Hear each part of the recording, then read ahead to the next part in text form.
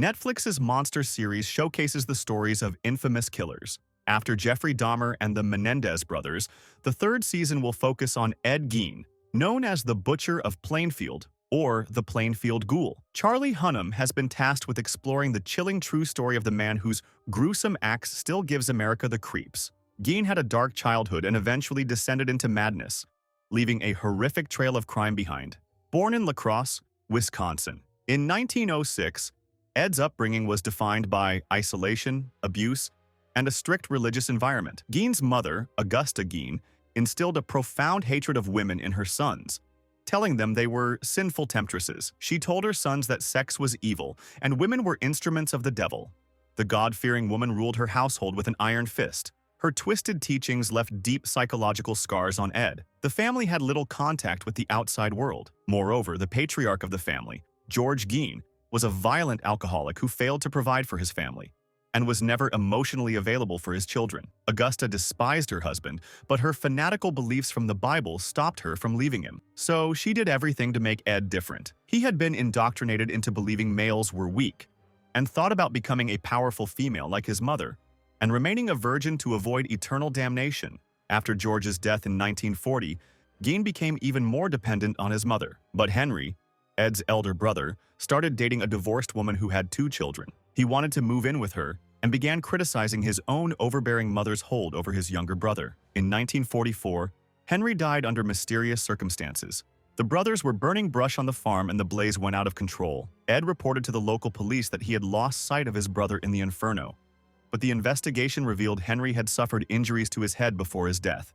However, it was ruled as an accident. By 1945, Ed remained the sole surviving member in their large, decrepit farmhouse after his mother's death due to a stroke. This is where his mental state truly began to unravel. Ed sealed off the rooms his mother used, preserving them like a shrine.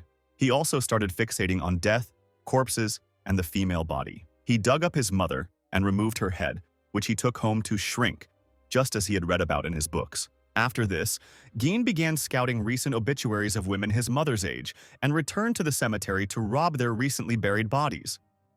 Between 1947 and 1952, he robbed graves and exhumed bodies from local cemeteries. He also mutilated the remains of the dead and used the parts to craft a macabre assortment of objects.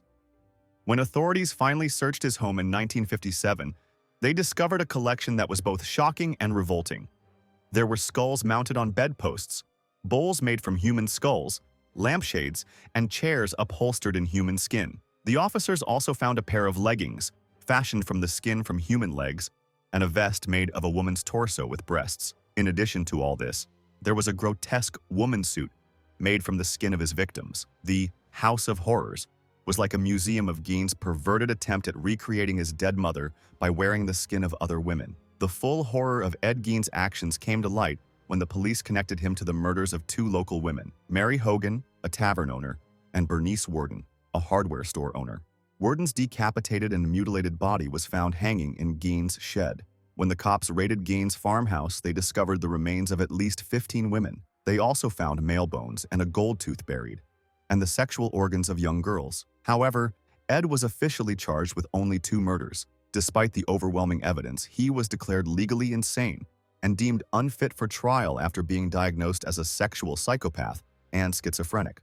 Him having abnormally magnified attachment to his mother further helped him avoid prison, and Gein was committed to the Mendota Mental Health Institute in Wisconsin, where he spent the rest of his life. In 1968, he was tried for the murder of Bernice Worden but was once again declared insane and was sentenced to life in a mental institution. It is believed that Gein killed at least 4 women and 2 men, in addition to the 40-odd bodies that he dug up. The horrors of Ed Gein's crimes have left an indelible mark on both true crime history and popular culture. His story of grave robbing, brutal murders, and necrophilia have inspired some of the most iconic fictional characters in cinema. Think Norman Bates in Psycho, Leatherface in the Texas Chainsaw Massacre, and Buffalo Bill in The Silence of the Lambs. Yeah, they all have Ed elements. The man who committed unthinkable acts died of respiratory failure in 1984 at the age of 77. Now, his tale of disturbed psyche and depravity will be featured on Monster Season 3, yet another grim reminder of how nature and nurture can turn humans into walking nightmares.